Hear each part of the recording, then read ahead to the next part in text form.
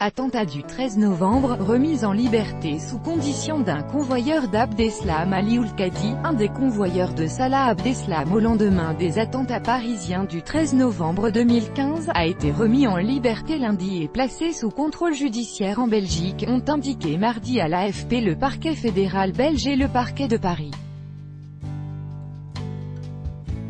Ce Français de 33 ans, qui était incarcéré en France, avait brièvement pris en charge Salah Abdeslam au retour de ce dernier à Bruxelles le 14 novembre, au lendemain des attentats qui avaient fait 130 morts.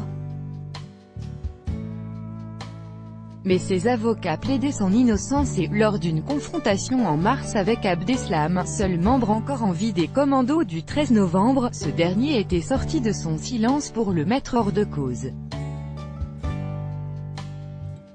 Les éléments du dossier ont conduit les juges à considérer que le maintien en détention n'était plus indispensable et Oulkadi a donc été autorisé par la justice française à regagner la capitale belge, où il résidait avant son arrestation le 22 novembre 2015. Il est par ailleurs inculpé dans le volet belge de l'enquête. Dans le cadre de son contrôle judiciaire, il a interdiction de quitter la Belgique, interdiction de s'absenter de son domicile entre certaines heures, interdiction de fréquenter certains lieux et obligation de pointer à la police de son lieu de domicile, a précisé le parquet de Paris. Il doit aussi justifier d'une activité et ne peut entrer en contact avec un certain nombre d'individus, ni détenir une arme, a-t-on ajouté de même source.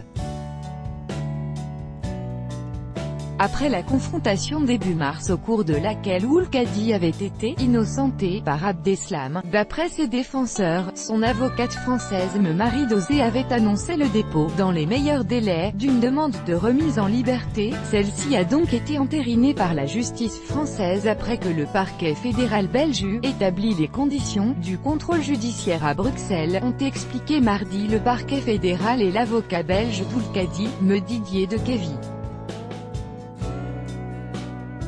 Il n'a pas le profil de ce qu'on lui reproche, a déclaré à l'AFP l'avocat. Au lendemain des attentats, déposés à Bruxelles par deux amis, Mohamed Amri et Hamza Atou, venus de Belgique le récupérer en région parisienne, Salah Abdeslam avait retrouvé Ali Oulkadi, un proche de son frère Brahim, dans un café de la capitale belge.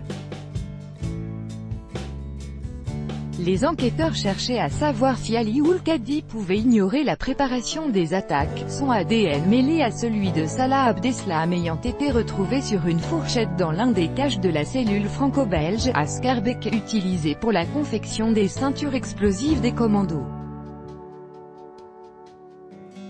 Mais lors de la confrontation, Salah Abdeslam avait affirmé qu'Ali Oulkadi n'était jamais entré dans cet appartement, d'après une source proche du dossier.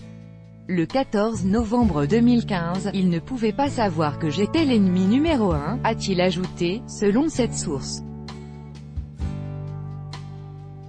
Dans l'enquête en cours, il s'agit de la deuxième remise en liberté prononcée par la justice après celle de Hamza Atou, le 14 mai. Au total, 12 hommes sont poursuivis dans le dossier instruit à Paris et au moins 3 autres font l'objet d'un mandat d'arrêt. Tout droit de reproduction et de représentation réservé, copyright 2018, Agence France Presse.